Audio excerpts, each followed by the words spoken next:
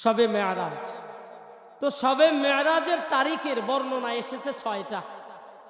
তার ভিতর একটা বর্ণনায় আসছে রজব মাসের 27 তারিখ।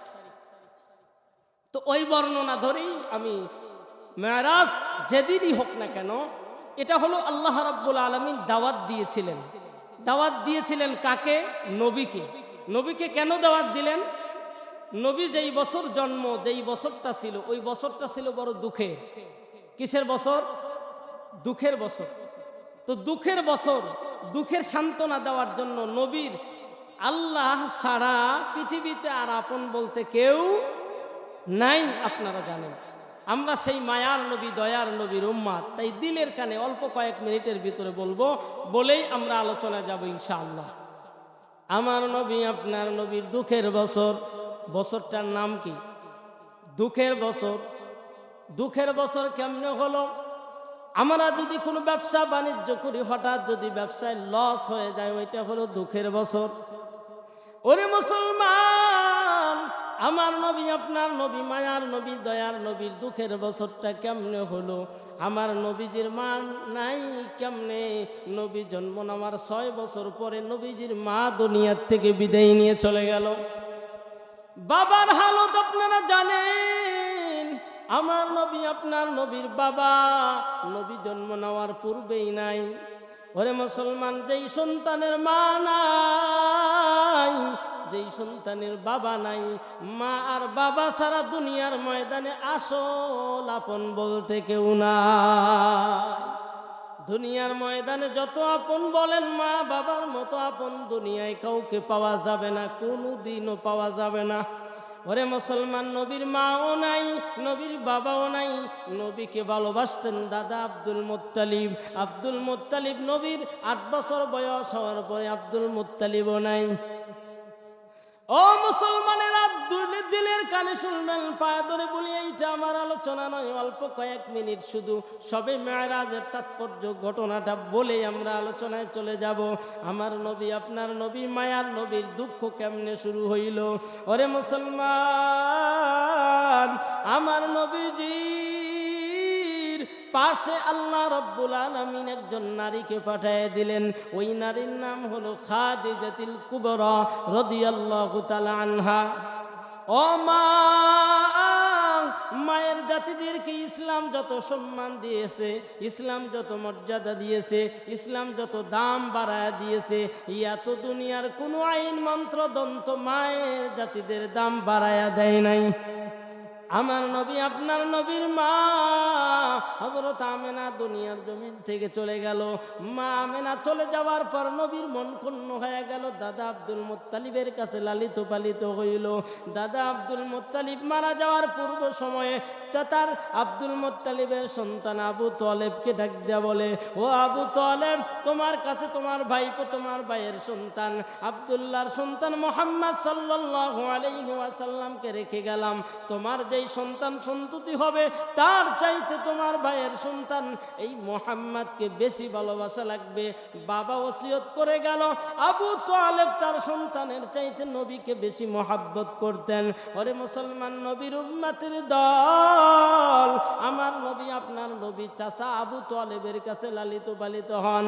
চাচা আবু তালেবের কাছে লালিত পালিত হওয়ার পরে আমার নবী, আপনার নবীর বয়স যখন 25 বছর হয়ে গেল, ওই যে মুসলমান বিভিন্ন বাপ থেকে খাদিজাতুল কুবরা রাদিয়াল্লাহু তাআলা আনহার বয়স হলো 45 বছর, আমার নবীজির বয়স হলো 25 বছর। প্রস্তাব চলে আসলো, ওরে মুসলমান, খাদিজাতুল কুবরা রাদিয়াল্লাহু তাআলা আনহা আমার নবীকে বিবাহ করতে চান। ওরে মুসলমান, এটা আল্লাহর খেলায়, আল্লাহর দিক নির্দেশনায় বিয়ে হয়ে গেল। খাদিজাতুল কুবরা রাদিয়াল্লাহু তাআলা আনহা রাসূলের পাশে দাঁড়ায়া গেলেন রসুলকে সহযোগিতা করার জন্য। আর একজন চাচা আবু তালেব, এই দুইজন অভিভাবক হলো আমার নবী, আপনার নবীর। এই দুইজন আপন ছাড়া আর কেউ নাই। এই দুইজন হলো প্রিয় অন্তরঙ্গর আপন। ওরে মুসলমান, আমার নবীর চাচা আবু তালেব ওই যেই বছর মারা যায় ওই বছর খাদিজাতুল কুবরা রাদিয়াল্লাহু তাআলা আনহাও মারা যায়। রসুলের দুইজন অভিভাবক ছিল, দুইজন অভিভাবক যখন নবীর কাছ থেকে সরে গেল, নবীকে সান্ত্বনা দেওয়ার মতো আর দুনিয়াতে কেউ। নবী আমার মন ক্ষুণ্ণ হয়ে গেল, নবীর মন খারাপ। নবী চিন্তা করে, হায় একটা একটা করে যদি যাইতো একজন আর একজনের কাছে, আমি গিয়ে আশ্রয় নিতাম। ওরে মুসলমান, আমার নবী, আপনার নবী, মায়ার নবী, দয়ার নবী, আজকে উম্মাত নবীকে চিনলাম না, নবীকে স্মরণ করলাম না, নবীর কথা আমরা সূরাত সিরাতের ভিতর নবীর আদর্শ নিয়ে আসলাম না। ওরে মুসলমান, মনে রাখবেন, ওই নবীর সুপারিশ ছাড়া জান্নাত সম্ভব হবে না। মায়ার নবী, যেই নবী ছাড়া কোনো উপায় নাই, এই নবী আমার মন ক্ষুণ্ণ হয়ে থাকলো। ওরে মুসলমান, আল্লাহ রাব্বুল আলামিন লম্বা ইতিহাস বলবো না, মূল আলোচনায় যাব। ওরে মুসলমান, নবীর যখন মন ক্ষুণ্ণ হয়ে গেল, তখন আমার নবী, আপনার নবী, মায়ার নবীকে আল্লাহ তাআলা সান্ত্বনা দেওয়ার জন্য, কি দেওয়ার জন্য? সান্ত্বনা দেওয়ার জন্য আল্লাহ দাওয়াত করলেন। যেই দাওয়াতে আল্লাহ রাব্বুল আলামিন নবীকে দাওয়াত করলেন, আর নবী আমার গেলেন, এইটার নামই হলো মেরাজ। এইটার নাম কি? মেরাজ, মানে আল্লাহর বাড়িতে চলে গেলেন, আল্লাহর বাড়ি। ওরে মুসলমান, আমার নবী, আপনার নবী, মায়ার নবী, দয়ার নবী, যেই জায়গা পর্যন্ত গেছে পৃথিবীর অন্য কোনো মানুষ, অন্য কোনো নবী, আমার নবী যত দূর পর্যন্ত গেছে এত দূর পর্যন্ত যেতে পারে নাই। কেন? আমার নবী হাবিবুল্লাহ, আমার আল্লাহ নিজেই পাগল আমার নবীর জন্য।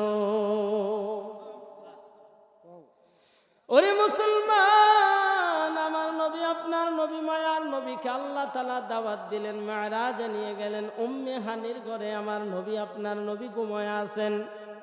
আল্লাহ রাব্বুল আলামিন দাওয়াত দিলেন, সুবহানাল্লাযী আসরা বিআবদিহি লাইলাম মিনাল মাসজিদিল হারাম ইলাল মাসজিদিল আকসা। মসজিদে হারাম থেকে মসজিদুল আকসা পর্যন্ত যদি কোন উট নিয়া অথবা ঘোড়া নিয়ে, গাধা নিয়ে রওনা দেয়, মসজিদে হারাম থেকে মসজিদে আকসা পর্যন্ত পৌঁছিতে অন্তত 2 মাস সময় লাগবে। কত? 2 মাস সময় লাগবে। এত দ্রুত পথ আল্লাহ উম্মে হানির ঘরে থেকে নিয়ে গেলেন। এরপরে মসজিদুল আকসায় নিয়ে গেলেন, এখানে ইমামতি হলো, উর্দু আকাশে উঠে গেলেন। আল্লাহ রাব্বুল আলামিন নবীকে জান্নাত দেখাইলেন, জাহান্নাম দেখাইলো।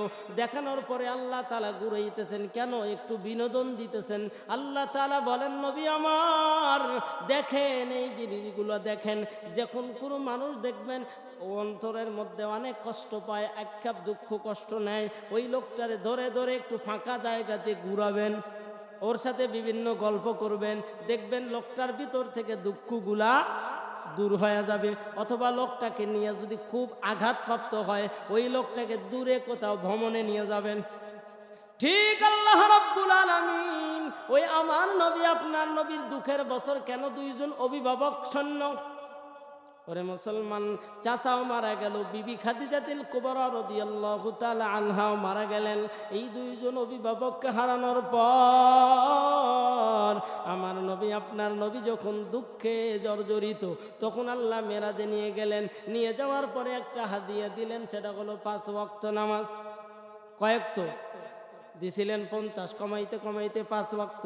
5 ওয়াক্ত পড়লেই নবী আমার বলেন 50 ওয়াক্ত নামাজের সব পাওয়া যাবে। তো এই মেরাজে যাওয়াটা রাসূল বললেন, আসসালাতু মেরাজুল মুমিনিন। আমি মেরাজ করেছি জিন্দেগিতে একবার, আমার উম্মতেরা প্রতিদিন মেরাজ করবে কয়বার? 5 বার। ও মুসলমানেরা, আমার নবী, আপনার নবী, মায়ার নবী, দয়ার নবীর কাছে আল্লাহ তাআলা একটা গোপন নম্বর পাঠায়া দিলেন। আল্লাহর সাথে যোগাযোগ করার জন্য গোপন নম্বর পাঠায়া দিলেন। কি গোপন নম্বর? আল্লাহ রাব্বুল আলামিন জানাইয়া দিলেন 2, তারপরে 4, 4, তারপরে 3, তারপরে কি 4। প্রথমে 2 রাকাত ফরজ ফজর, এরপরে 4 রাকাত ফরজ জহর, এরপরে 4 রাকাত ফরজ আসর, এরপরে 3 রাকাত ফরজ মাগরিব, এরপরে 4 রাকাত ফরজ ইশা। তাহলে আল্লাহ রাব্বুল আলামিনের সাথে যদি কেউ কথা বলতে চায়, আল্লাহর সাথে কেউ যদি যোগাযোগ করতে চায়, নম্বর পাইলাম 24434। এই নম্বরে যোগাযোগ করলে কার সাথে মোলাকাত হবে?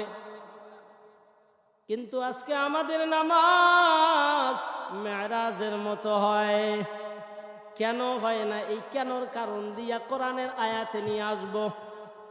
সবে মেরাজের তারিখ 6টা বর্ণনা এসেছে, তার ভিতর একটা মত এসেছে রজব মাসের 27 তারিখ। তো আজকের এই ফজিলতপূর্ণ রাত যদি হয়, তো যাই হোক, আর একটা আমল হলো, নবী আমার বলতেন আল্লাহুম্মা বারিক লানা ফি রজব ওয়া শাবান ওয়া বাল্লিগনা রমাদান। এটা রজবের আমল। সম্মানিত সুধী, আল্লাহ রাব্বুল আলামিন আক্ষেপ করে কি বলছেন এইটা শোনেন। মা বোনেরা, বয়ান শোনেন, নিজেকে পরিবর্তন বানানোর জন্য জীবন ভরা বয়ান শুনলাম, আমল করলাম না, এমন বয়ানের কোনো লাভ। আল্লাহ রাব্বুল আলামিন বলেন কাইফা তাকফুরুনা বিল্লাহ। কাইফা মানে কিভাবে? আল্লাহ তাআলা ডাক দিয়ে বলেন দুনিয়ার মানুষ, কিভাবে, কেমন করে তোমরা আমি আল্লাহকে অস্বীকার করো? কাইফা, আল্লাহ আফসোস করে বলতেছেন, ও মানুষ কিভাবে, কিভাবে, কেন, কিভাবে মানে কাইফা তাকফুরুনা বিল্লাহ, কিভাবে তোমরা ওই আল্লাহকে অস্বীকার করো?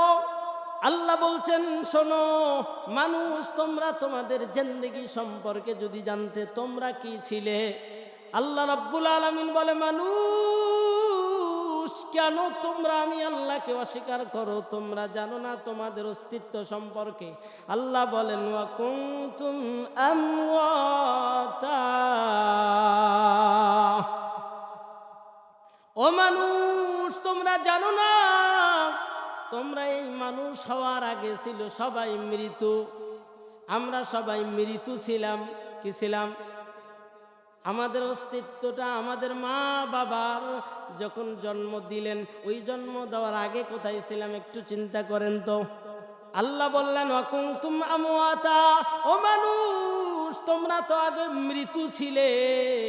হাল আতা আলাল ইনসানি হিনুম মিনাদ দাহরি লাম ইয়াকুন শাইআম মাযকুরা।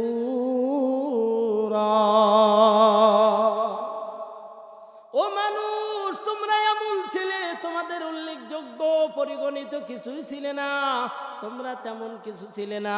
ওরে মুসলমান, দিলের কানে চোখ বন্ধ করে দিলটা নরম করে দিয়ে শোনেন।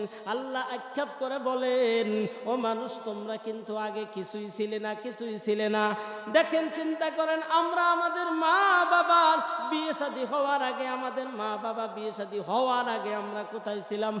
কি আমাদের ক্ষমতা ছিল? কি আমাদের পাওয়ার ছিল? তাই আল্লাহ বলেন অকুনতুম আমওয়াতা, ও দুনিয়ার মানুষ তোমরা কিন্তু আগে মৃত্যু ছিলে। ফাআহইয়াকুম, আমি আল্লাহ ওই মৃত্যু থেকে আবার জীবন দান করলাম। এই জীবন, আগে ছিলাম মৃত্যু, এখন পেয়েছি জীবন। এই জীবন, এই ওয়াজ মাহফিলের মধ্যে বসে আছি, কয়দিন হায়াত আছে কারোর জানা? বলতে পারবো? কেউ বলতে পারবো না কয়দিনকার হায়াত। দুনিয়ার ময়দানের দিকে তাকাইয়া দেখেন আর মনে করেন বাবা চলে গেল, দাদা চলে গেল, কই ছিল কই মনে করি না একবারও। মুসলমান, এইগুলা শিক্ষা দেওয়ার জন্য আল্লাহ বলে তোমার দাদারে নিয়ে গেলাম। কেন? ওই যে যারা নাতি থাকবে, নাতিরা যেন দাদার কথা মনে করে ফিরে আসে। এরপরে মুসলমান, অনেক সময় বাবা থাকে, বাবা বেঁচে থাকে, সন্তান কবরে যায়। ওরে মুসলমান, মা সন্তান থাকে, মা কবরে চলে যায়। অথবা দেখা যায় যে মা জীবিত থাকে, সন্তান কবরে চলে যায়। এই উলট পালট করেন, তার মানে কি? আল্লাহ বলে এটা তোমাদের পরীক্ষা, আর জাতিকে ভালো বানানোর জন্য কিন্তু আমরা শিক্ষা নেই না। আল্লাহ তাআলা বললেন ফাআহইয়াকুম, ও মানুষ তোমরা আগে মৃত্যু ছিলে, আমি আল্লাহ তোমাদের জীবন দিলাম। যেই জীবন এখন আমরা পাইছি, এই জীবন কে দিলেন?